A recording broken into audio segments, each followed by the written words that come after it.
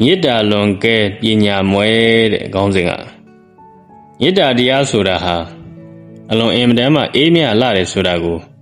လူတိုင်းသိတယ်နားလည်ကြတယ်နော်သို့ပေမဲ့မလိုအပ်သူကိုပေးမိရင်တော့မေတ္တာဟာဝေဒနာဘက်ကိုပြောင်းသွားတတ်တယ်ဒါကြောင့်မေတ္တာပေးရင်ဉာဏ်လေးနဲ့စဉ်းစားပြီးတော့ပေးပါဒီလူဟာငါရဲ့မေတ္တာတရားနဲ့တန်သလားဆိုတာကိုမတန်ဘူးဆိုရင်အချိန်ကုန်ခံပြီးမပေးပါနဲ့ဥပိ္ပခာပြုနိုင်အောင်သာကြိုးစားပါဘုရားရှင်ရောက်ဖတော်ကြီးဒေဝရက်ဆိုရင်မြတ်စွာဘုရားမေတ္တာတွေပေးသလောက်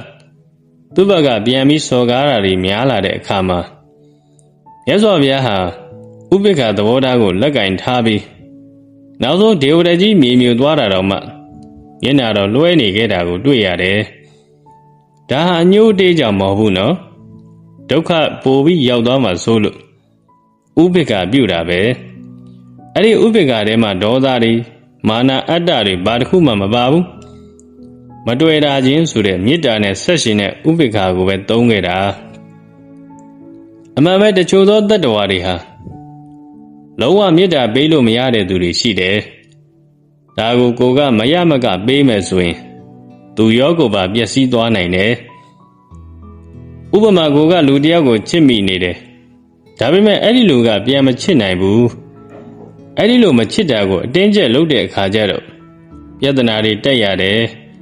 နောက်ဆုံးဘာဖြစ်လဲဆိုတော့မုန်းသွားတာပေါ့တချို့ကသိအတ္တကြီးတယ်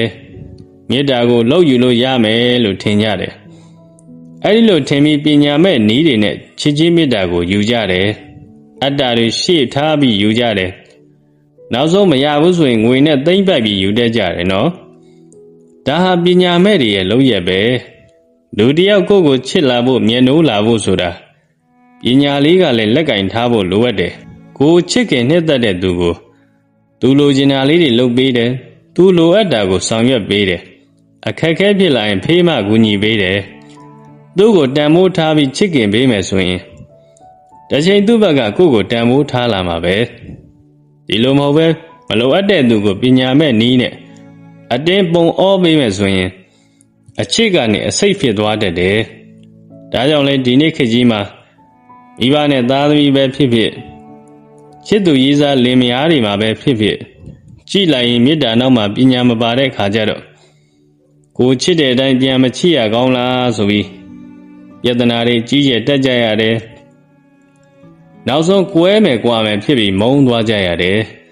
အမှန်တော့ချစ်ချင်းတရားမှာအယောင်တွေပါနေလို့ပဲအဲ့ဒီအယောင်ဆိုးစေ